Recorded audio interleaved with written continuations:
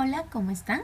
Mi nombre es Nelly Tamayo Huiza, pertenezco al grupo Atlas y vamos a continuar con la segunda clase de proteínas, el catabolismo de los esqueletos de carbono de los aminoácidos.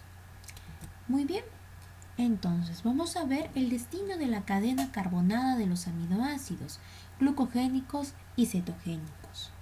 Vamos a ver que los aminoácidos se van a clasificar según el destino final de su esqueleto carbonado, que pueden ser tanto glucogénicos como cetogénicos. Son aminoácidos cetogénicos los que su esqueleto carbonado se va a degradar a acetilcoenzima A o acetoacetato y pueden convertirse en ácidos grasos o cuerpos cetónicos, como quienes, por ejemplo, vamos a encontrar a la isoleucina, a la fenilalanina, leucina, lisina y tirosina. El resto van a ser aquellos aminoácidos glucogénicos, cuyo esqueleto va, digamos, a formar piruvato, fumarato, el alfaceto glutámico, la succinilcoenzima A y la glucosa. Muy bien, entonces en esta imagen vemos el ciclo del ácido cítrico, cómo determinados aminoácidos van a formar finalmente aquel producto que va a participar en este ciclo. Muy bien, como ya hemos mencionado, aquí tenemos la formación de cuerpos cetónicos que va a estar dado por la acetilcoenzima A o el acetoacetil. Entonces, vamos a reconocer cuáles van a ser esos aminoácidos glucogénicos y cetogénicos, es decir, los mixtos. Van a ser la fenilalanina, la tirosina, la isoleucina, la trionina. ¿Sí? Muy bien. Y el triptófano, se me olvidaba. Entonces, vamos a ir viendo cada uno de, digamos, de cómo estos aminoácidos finalmente me van a llevar a la formación de estos sustratos. Entonces, la transaminación inicia el catabolismo de los aminoácidos. Entonces, la primera reacción catabólica de los aminoácidos es la eliminación del nitrógeno a un amino mediante la transaminación, que ya la hemos visto en el primer capítulo. ¿Sí? A excepción de quién, de la trionina, de la lisina, prolina e hidroxiprolina. ¿Sí? Muy bien. El esqueleto residual hidrocarbonado se va a degradar luego a unos intermediarios anfibólicos. Aquí yo tengo una tabla para que ustedes puedan recordar y puedan entender mucho mejor cómo se van a agrupar estos aminoácidos según la finalidad, ¿sí? Por ejemplo, aquellos que van a formar glucógenos se van a denominar glucogénicos. ¿Quiénes son? Alanina, arginina, aspartato, cisteína, glutamina, glicina, glutamato, histidina, la hidroxiprolina, metionina, prolina, serina y valina. ¿Cuáles son los aminoácidos que van a, digamos, formar parte de los lípidos, de las grasas? Se les va a denominar a estos cetogénicos. Son dos, la leucina y la lisina. Sencillo, fácil de recordar. Y finalmente, el tercer grupo son aquellos denominados los mixtos, puesto que van a ser tanto glucogénicos como cetogénicos. ¿Cuáles son? Son 5, la isoleucina, fenilalanina, triptófano, tirosina y trionina. Con saber estos dos grupos, simplemente por descarte diré que los demás aminoácidos son del grupo exclusivamente glucogénico. ¿Sí? Muy bien. Entonces, vamos a ver aquí cómo yo voy a sintetizar el oxalacetato a partir de la aspargina. ¿Sí? Yo tengo aquí la aspargina. Por una asparginasa voy a liberar un grupo amino. ¿Y qué voy a formar? Voy a formar aspartato.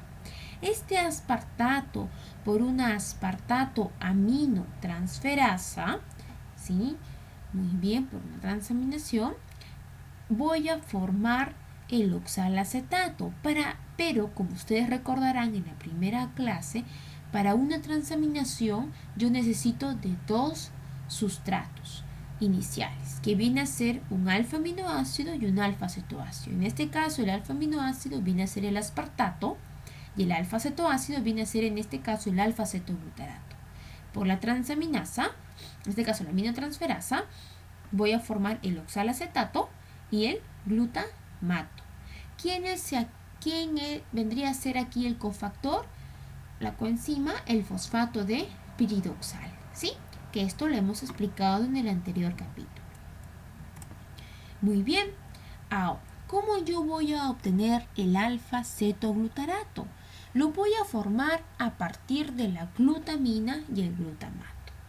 Vamos a ver que la glutamina se va a desaminar. ¿Gracias a quién? A la acción de la glutaminasa, ¿sí? En esa desaminación de la glutamina, lo que yo voy a formar es el glutamato. Muy bien. Entonces, vamos a ver que este glutamato frente a una glutamato deshidrogenasa, finalmente voy a formar el alfa-cetoglutarato. En este caso, he perdido el grupo amino, ¿sí? En forma de amonio.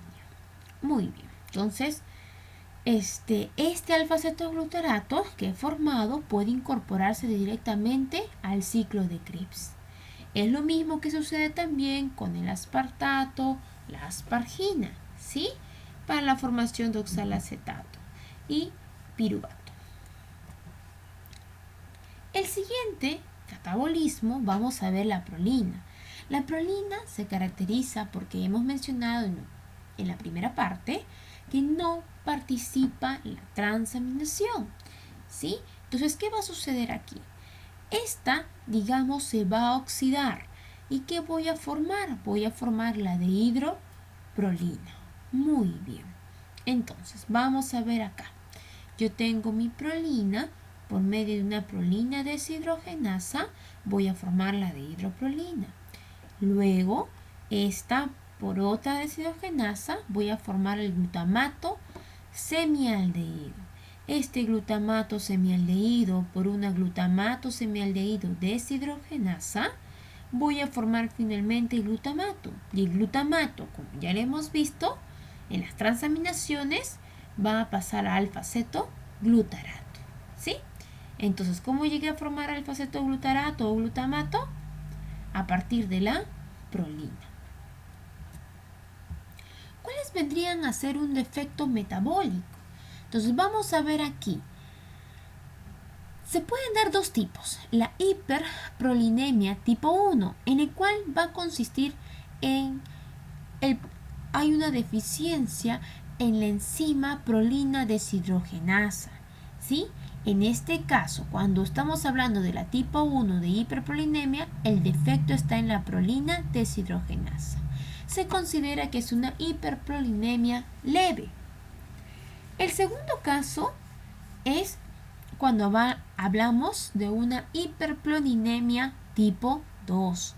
Aquí el problema va a ser cuando, digamos, no actúa la glutamato semialdehído deshidrogenasa, ¿sí? Entonces vemos acá. Entonces, ¿qué va a afectar? El metabolismo de la prolina, ¿sí? Aquí vemos, ¿qué es lo que hacía esta enzima? Permitía el paso de glutamato semialdehído a glutamato, ¿sí? ¿Y qué más? Y también afecta la hidroxiprolina, ¿sí? ¿Por qué? Porque en la formación, digamos, ¿cuál va a ser el catabolismo de la hidroxiprolina? Va a ser el siguiente. Hidroxiprolina, por una hidroxiprolina deshidrogenasa, voy a formar la pirrolina hidroxicarboxilato. Por una reacción de una deshidrogenasa, voy a formar la hidroxiglutamato semialdehído. Es aquí también donde actúa ¿quién? La glutamato la deshidrogenasa semialdehída, ¿sí? Luego, esa enzima que se va a ver afectada en la hiperprolinemia tipo 2, digamos, se encarga de la formación de eritrohidroxiglutamato. Finalmente, esta por una transaminasa voy a formar un cetohidroxiglutarato y por una aldolasa formo mi glioxilato y mi piruvato. Entonces, la hiperprolinemia tipo 1, estoy hablando una deficiencia en la prolina deshidrogenasa. Y cuando yo hablo de la hiperprolinemia tipo 2, me estoy refiriendo a una, digamos, deficiencia de la glutamato semialdehído deshidrogenasa, que puede afectar tanto al metabolismo de la prolina, en este caso, como también al metabolismo de la hidroxiprolina a este nivel. Muy bien. Ahora, la orginina y la ornitina forman el alfa-cetoglutarato. ¿Cómo se va a dar esto? Vamos a ver aquí que la arginina, por medio de una arginasa, formará ornitina. Y esta ornitina, por una transaminasa, ¿sí? Generalmente con el alfa-cetoglutarato voy a formar glutamato, voy a formar la glutamato semialdehído. Entonces, las mutaciones en la ornitina aminotransferasa va a elevar la cantidad de ornitina en el plasma y de la orina. Es decir, si yo tengo un problema a nivel de esta transaminasa o también denominada ornitina aminotransferasa, ¿qué va a pasar? No voy a poder convertir la ornitina a glutamato semialdehído. Por lo tanto, si no llego a formar este compuesto, va a haber mayor cantidad de ornitina. ¿Dónde lo puedo encontrar? A nivel plasmático o en orina. ¿Y qué es lo que ocasiona? Generalmente va a tener un efecto a nivel de la retina, generando una atrofia en ella. ¿Cuál sería entonces el tratamiento en este caso, en aquellos pacientes que tienen una deficiencia de la ornitina aminotransferasa? Será restringir la ingesta de arginina, porque si yo ya no ingiero arginina, ya no podré obtener ornitina, ¿sí? Entonces, ¿dónde encuentro la arginina? Generalmente en los ajos, en las cebollas y en los espárragos. Quiere decir que en estos pacientes voy a restringir exclusivamente estos alimentos para que de una forma no tenga arginina y no pueda generar ornitina y no haya metabolitos elevados en plasma de ornitina. Ahora, vamos a ver cómo la histidina va a formar el alfa-cetoglutarato. La histidina, por una histidinasa, voy a formar el urocanato. Por una urocanasa, formo la 4-imidazolona 5-propionato. Finalmente, por una hidrolasa, formo el famoso FIGLU. ¿Qué es el FIGLU? Es el N-forminoglutamato, ¿no? N-forminoglutamato. Finalmente, con la acción del tetrahidrofolato y por una glutamato formiminotransferasa, forma el glutamato y el glutamato se convierte en alfa-cetoglutarato. En el caso de deficiencia de ácido fólico, la transferencia del grupo va a estar dañada, ¿sí? Va a haber una excreción ¿de qué? De FIGLU. ¿Dónde veo el ácido fólico? A este nivel, en la acción del tetrahidrofolato. Por lo tanto, si yo tengo una deficiencia de ácido fólico que me sirve para la síntesis de tetrahidrofolato, no podrá ¿qué cosa activarse? Esta enzima, la glutamato formiminotransferasa. Por lo tanto, si no se activa esta enzima, no podré pasar de FIGLU a glutamato. Si no se forma glutamato, habrá mayor cantidad de este elemento, de la formiminoglutamato. Por lo tanto, es lo que yo voy a encontrar, por ejemplo, en la orina. ¿Cuáles son algunos trastornos benignos? La histidinemia o una aciduria urocónica que está asociada con una enzima histidinasa, digamos, deficiente, ¿sí? También puede haber una lesión a nivel de esta enzima, pero es mucho más leve. Muy bien. Ahora vamos a ver cuáles son los aminoácidos que van a formar el piruvato. Todos los carbonos de glicina, alanina, cisteína y serina, pero solamente dos de trionina forman piruvato, ¿sí? Entonces vamos a ver ahora cómo se va a dar. Muy bien, entonces en imagen nosotros vamos a ver lo siguiente. Para las vías de transformación de los aminoácidos en piruvato, vamos a ver aquí que la alanina va a rendir directamente piruvato por una transaminación, ¿sí? La alanina generalmente con el alfa-cetoglutarato voy a formar glutamato y piruvato. También vamos a ver a la serina, debido o gracias a la serina deshidratasa, en lo que el piridoxalfosfato va a actuar como un grupo prostético y esta va a ser desaminada, transformándose así en piruvato y en amonio. Luego tenemos a la glicina, que también forma piruvato previa transformación en serina por la hidroximetiltransferasa y una enzima con piridoxalfosfato, ¿no? La otra es la cisteína, que se degrada siguiendo por lo menos 3 vías diferentes, convirtiéndose así en piruvato. Y este piruvato puede transformarse en glucosa por la gluconeogénesis o también descarboxilarse a acetil coenzima A para degradarse finalmente en el ciclo del ácido cítrico. Ah, me olvidaba, la trionina también puede transformarse en piruvato por una vía del aminoacetona. Continuemos. Vamos a hablar entonces de la glicina.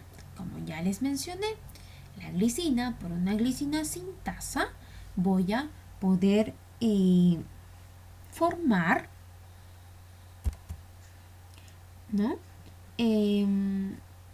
Dióxido de carbono, amoníaco y también el N5N10 metileno tetrahidrofolato. Esta vía de degradación de la glicina viene a ser la mayor ruta, ¿sí?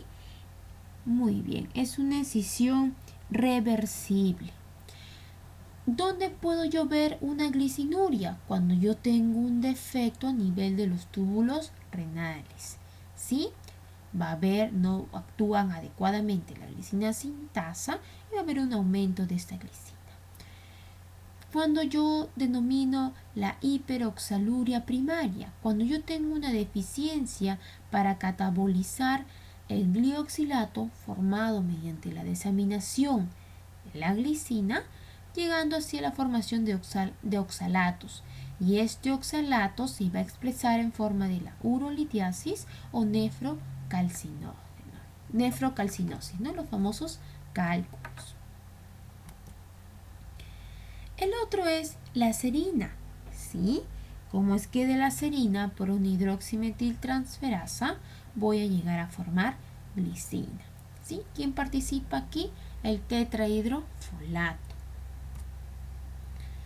La alanina, que mediante la transaminación voy a formar piruvato. Esto ya lo hemos estado viendo desde el primer capítulo, ¿sí? Alanina, por una transaminasa y por la acción del alfa-cetoglutarato voy a formar piruvato.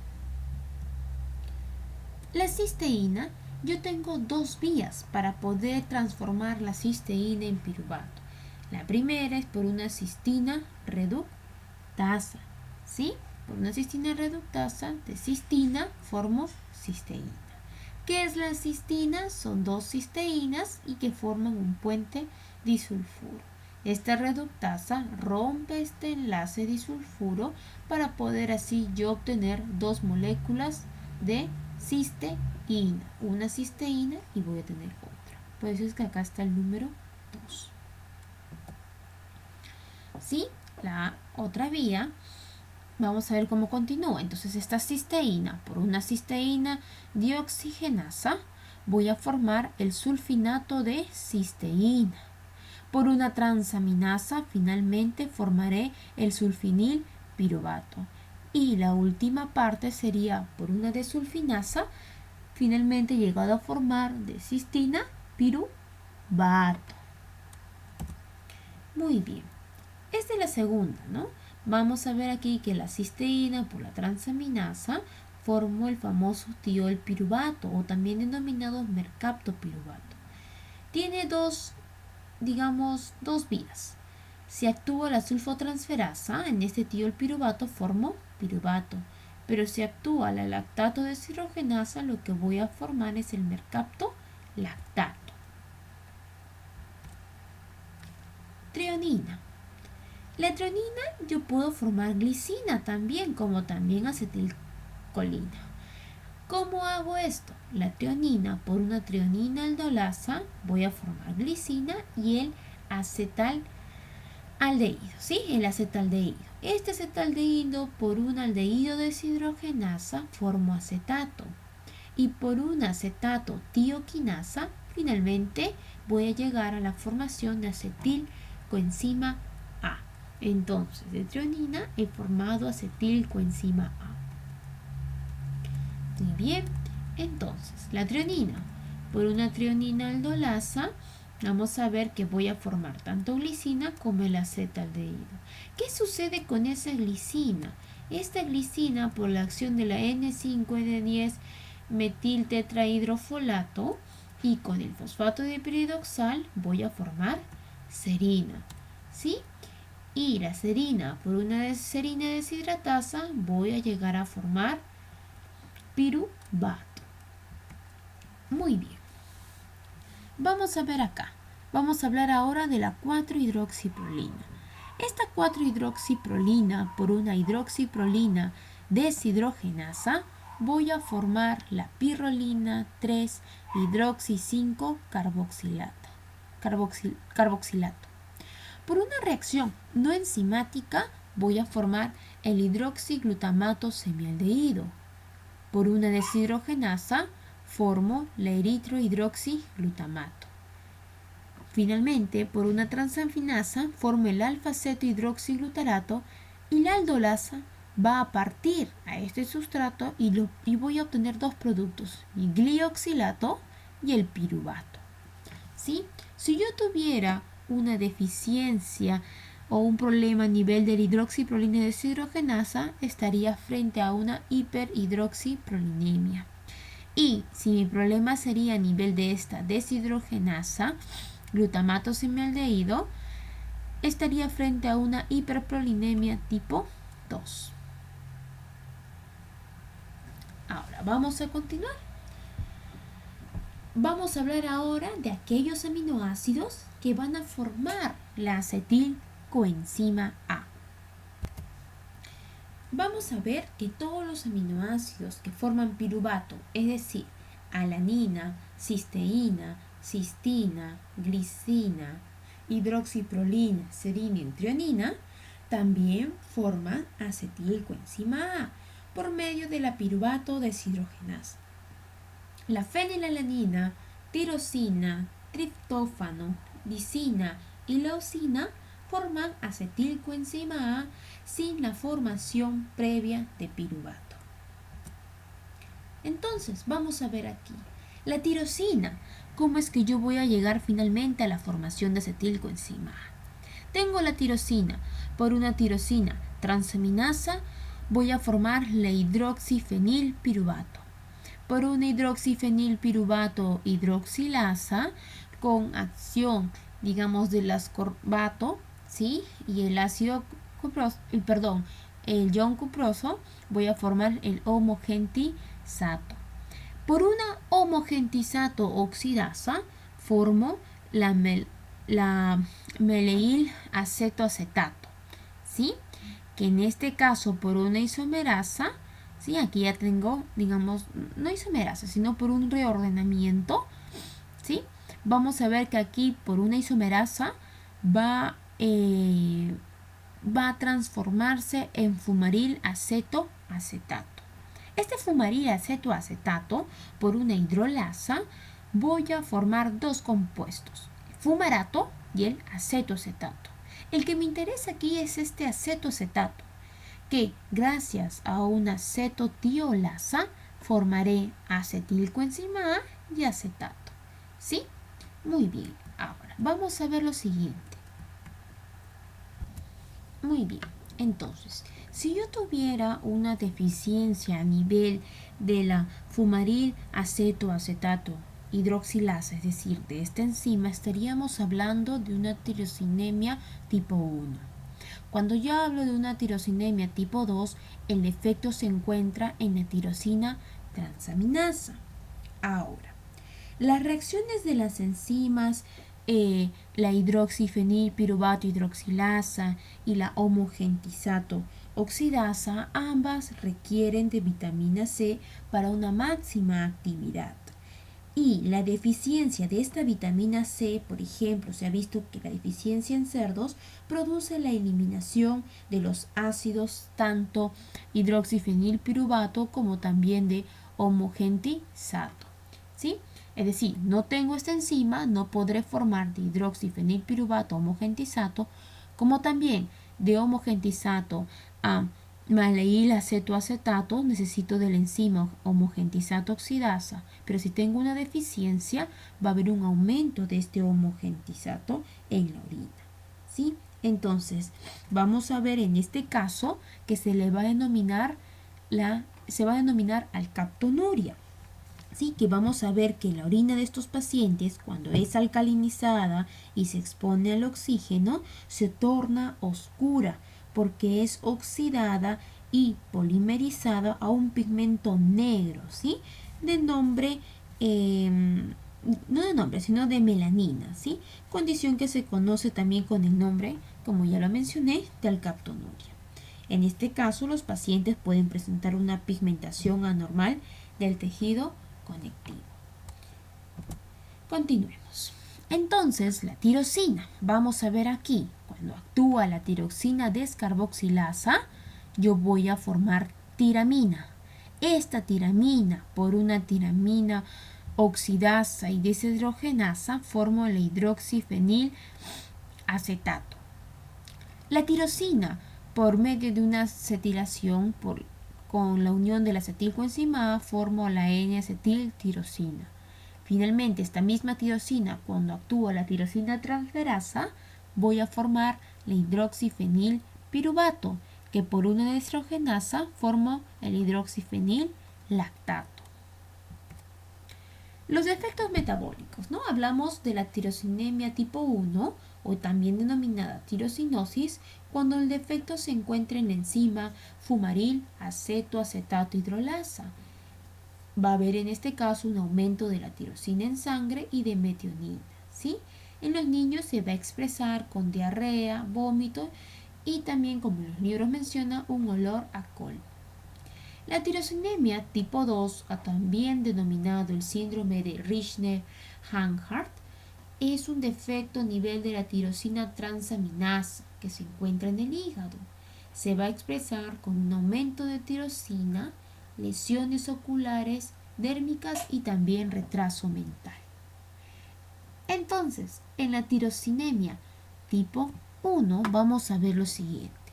Lo normal es que las proteínas de los alimentos, ¿sí? Y las proteínas del músculo, vamos a ver que me van a ayudar a la formación de estos aminoácidos.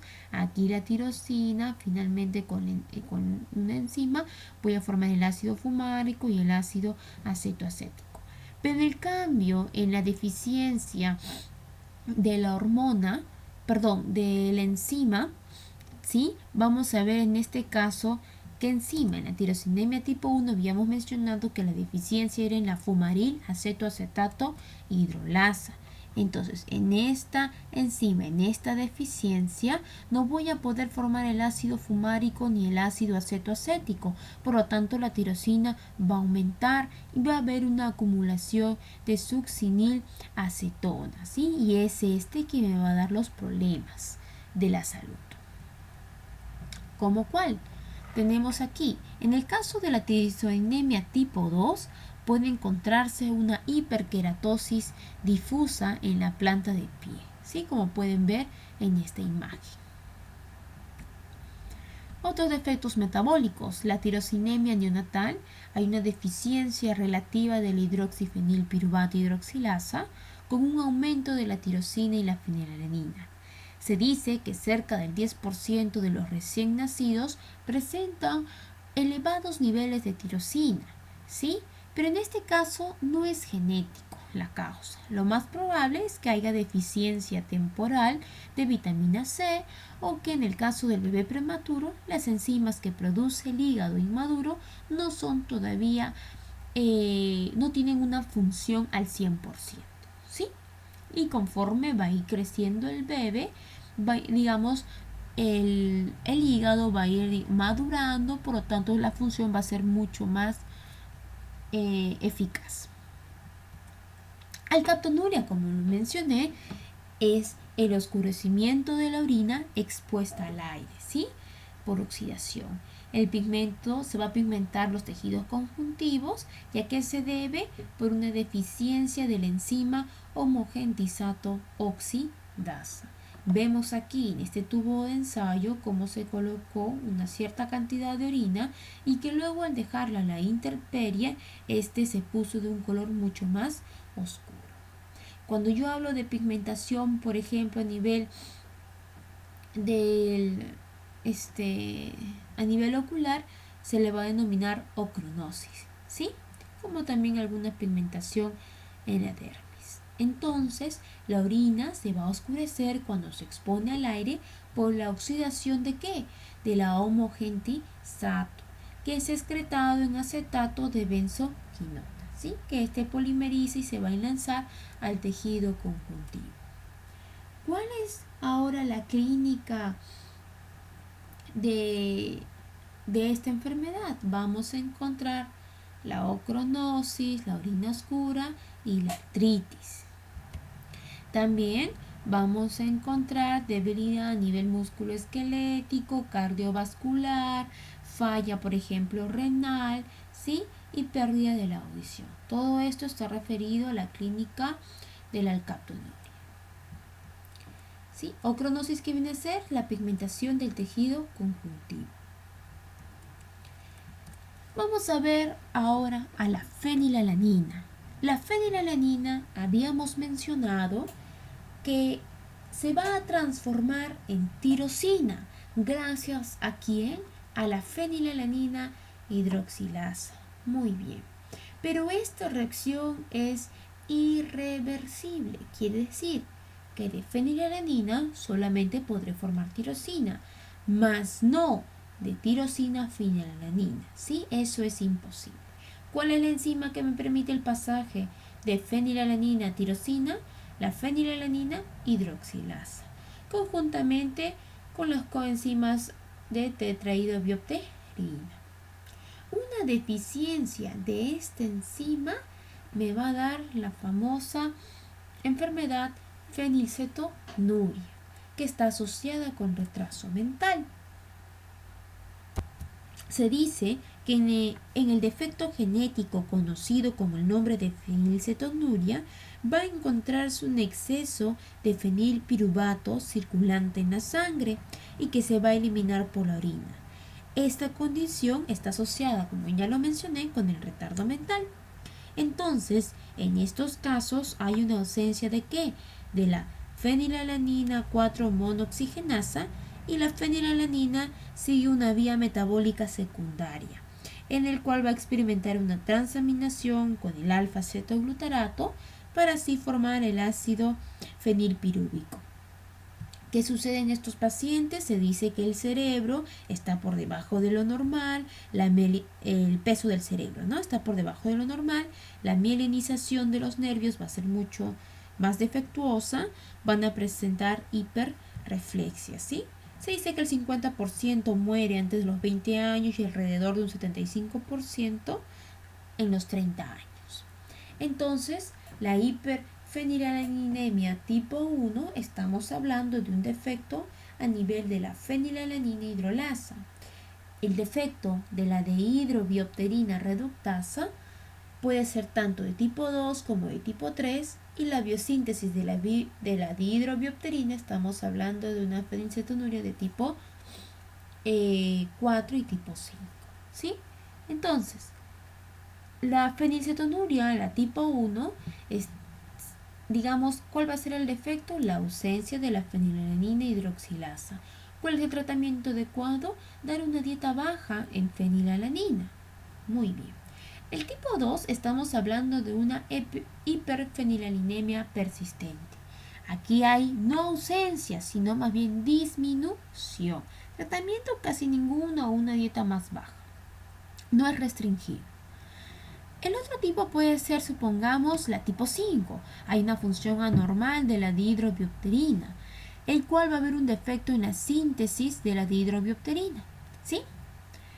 Finalmente tenemos, por ejemplo, la tipo 7, en el cual hay una tirosinemia neonatal transitoria que se debe a la inhibición de la hidroxifenilpirúvico oxidasa, ¿no?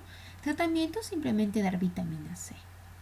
Y el 8, por ejemplo, es la tirosinemia hereditaria, ¿no? Hay deficiencias de la hidroxifenilpiruvato oxidasa, la tirosina aminotransferasa citoplásmica y la fumaril acetocetato hidrolasa. ¿Qué es lo que tengo que hacer en estos casos? Tener una dieta baja en tirosina, ¿sí? Muy bien, entonces la fenilalanina, si no, como ya lo mencioné, cuando no existe la fenilalanina hidroxilasa, ¿formaré tirosina? No, no se va a poder formar la tirosina. Por lo tanto, voy a tener que la fenilalanina va a seguir la otra vía. Se va a formar fenilpiruvato. Este fenilpiruvato finalmente va a formarse en fenilacetato, ¿sí? O en fenillactato. Esa es la otra vía que seguiría cuando no existe la fenilalanina hidroxilasa. Como es el cuadro clínico, hay un retraso mental, convulsiones, psicosis y se dice un olor a ratón. ¿Sí? Entonces vemos acá la fenilalanina por una transaminasa, fenilpiruvato, fenilacetato, que finalmente va a formar la fenilacetoglutamina. Muy bien, entonces, por ejemplo, aquí yo voy a encontrar que en los pacientes con esta deficiencia de enzima podemos encontrar lo siguiente, ¿no? Generalmente lo que se ve es la fenilacetoglutamina debido a que se va a encontrar en mayores cantidades, ¿sí? Eso es lo que puede encontrar en la orina, digamos, metabolito. Entonces el aumento de fenilalanina en sangre viene a ser la inhibición de la tirosinasa, que es la enzima que cataliza la síntesis de la melanina a partir de la tirosina. La disminución entonces de la síntesis de melanina va a explicar ese color más claro, ¿sí? De la piel, de los ojos, del pelo y de los pacientes con respecto a su familia. Por eso es que los pacientes con fenilcetonuria tienen una piel clara, ¿sí? Cabellos claros. Alimentos prohibidos o muy limitados en esta enfermedad: las carnes, los huevos, los pescados, las leches. Alimentos que se deben controlar también son las papillas de cereales, algunas legumbres, ¿no? Y alimentos que sí puede comer normalmente son los azúcares, puré de verduras, mantequillas, frutas, ¿sí? Muy bien. El otro caso que vamos a ver ahora es la lisina. Ninguno de los nitrógenos de la lisina vamos a ver que participe en la transmisión. Ninguno. Tengo aquí a la lisina, que por una deshidrogenasa voy a formar una base de Schiff. Viene una enzima, una sacaropina deshidrogenasa formadora de lisina, y voy a formar la sacaropina. Esta sacaropina, por una sacaropina deshidrogenasa formadora de glutamato, formo glutamato y el aminodipato semialdehído. Por una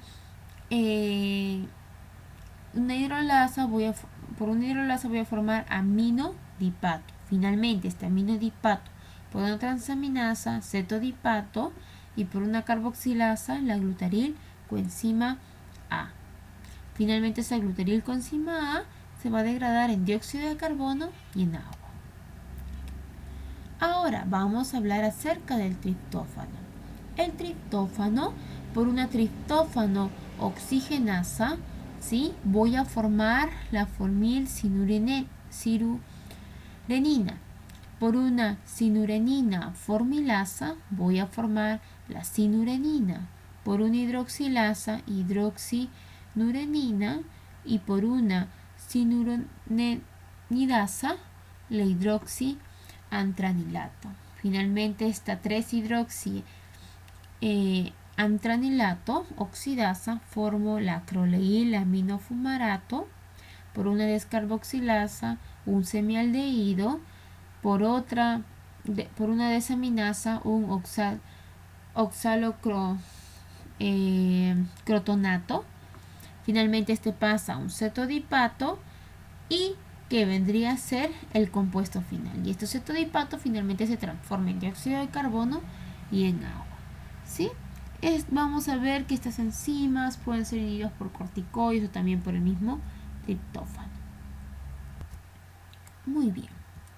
La enfermedad de Hartnup vamos a ver que es un daño a nivel del transporte intestinal y renal del triptófano y de otros aminoácidos neutros, en el cual se va a ver que hay una limitación de la biosíntesis de la niacina y un déficit de la niacina es, digamos, clínicamente expresado con los síntomas parecidos a pelagra. En el caso de la metionina, de la isoleucina y de la valina, estos tres componentes se van a convertir finalmente en la succinilcoenzima A.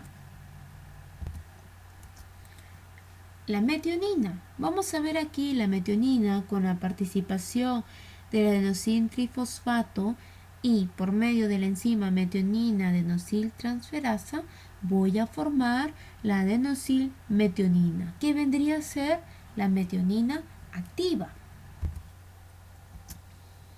Vamos a ver aquí. Entonces metionina con el ATP, adenosilmetionina, luego por una enzima, generalmente una desmetilación, adenosilohomocisteína, ¿sí? Por una hidrolasa voy a formar homocisteína con serina. La homocisteína por una cistationina sintasa formaré cistationina y esta por una hidrolasa voy a formar cisteína y el grupo amonio, ¿sí? Y también el alfa-cetobutirato, que finalmente por una oxidasa voy a formar la propionilcoenzima A. La homoserina finalmente va a pasar también un alfa-cetobutirato. ¿Qué pasa con la leucina, valina y isoleucina? La leucina por una transaminasa va a formar el cetoisocaproato por una descarboxilasa, el isavaleril, y finalmente por una deshidrogenasa, es decir, un alfa-cetoácido deshidrogenasa de cadena ramificada mitocondrial, formaré la metilcrotoneilcoenzima A. Lo mismo con la valina, son las mismas enzimas transaminasa, pero voy a formar cetoisovalerato, luego por una descarboxilasa el isobutiril y por la deshidrogenasa metacrililcoenzima A. Y la isoleucina se formará alfa-cetometilvalerato, metilbutirilcoenzima A para llegar finalmente a la tijilcoenzima A. Entonces, ¿cuáles serían los productos finales? De la leucina, acetoacetato con acetilcoenzima A, de la valina, beta-aminoisobutirato con la succinilcoenzima A y finalmente la isoleucina, acetilcoenzima A más propionilcoenzima A. Esos son los productos finales de esos tres aminoácidos. Aquí vamos a ver un resumen de lo que hemos visto. Tengo aquí la fenilalanina para que forme ácido fenilpirúvico. Si yo tengo una deficiencia en la fenilalanina hidroxilasa, estaría frente a una fenilcetonuria, ¿sí? En el caso de la tirosina, que también me sirve para la síntesis de melanina, si estuviera bloqueado aquí la tirosinasa, estaríamos frente al albinismo. Muy bien. Y si estaría bloqueado de tirosina a tiroxina, estaríamos hablando también del cretinismo.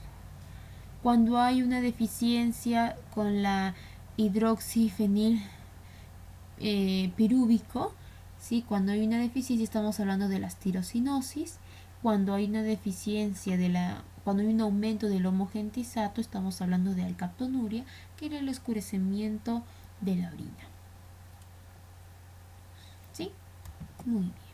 Para terminar vamos a ver aquí el albinismo, que es digamos uno de los segundos más frecuentes en el defecto de estos aminoácidos. Hay un defecto en la síntesis de melanina a partir de la tirosina. ¿Cuál vendría a ser la enzima entonces defectuosa en el albinismo? La monooxigenasa, o también denominada la tiroquinasa o sinasa. ¿Cuáles van a ser los signos del albinismo? La falta de pigmentación, un cabello blanco, la piel bien rosada. En el caso de la fenilcetonuria, que es mucho más común, el defecto se va a dar a nivel de la conversión de la fenilalanina, ¿sí? La enzima que está defectuosa es la fenilalanina hidroxilasa y se caracteriza por vómitos neonatales, ¿no? Retardo mental también. La alcaptonuria, que hay una deficiencia en la homogentizato dioxigenasa, por lo tanto, se va a encontrar un proceso defectuoso en la degradación de esta tirosina. ¿Cómo se va a presentar la alcaptonuria? Que es la pigmentación oscura en la orina y desarrollo posterior de artritis. Homocistinuria, el proceso defectuoso es la degradación de la metionina y la enzima que está afectada es la cistationina sintasa. ¿Cuáles van a ser los signos de la homocistinuria? Desarrollo incorrecto de los huesos y retraso mental. Y también la famosa enfermedad del jarabe de Arce en la orina, o también denominada cetociduria de cadena ramificada, hay un defecto en la degradación de la isoleucina, leucina y valina. ¿Por qué de esas tres? Porque habíamos mencionado previamente que las enzimas que actuaban tanto en leucina, valina y isoleucina eran las mismas. Por lo tanto, si yo tengo una deficiencia a este nivel de esta enzima, va a afectar tanto a la vía de la leucina, de la valina, como también de la isoleucina. ¿Sí? Enzimas defectuosas son las cadenas ramificadas deshidrogenasa y se va a caracterizar por vómitos, convulsiones, retraso mental. Muchísimas gracias, espero que les haya servido. El Grupo Atlas, como siempre, apoyándolos en todo. Gracias.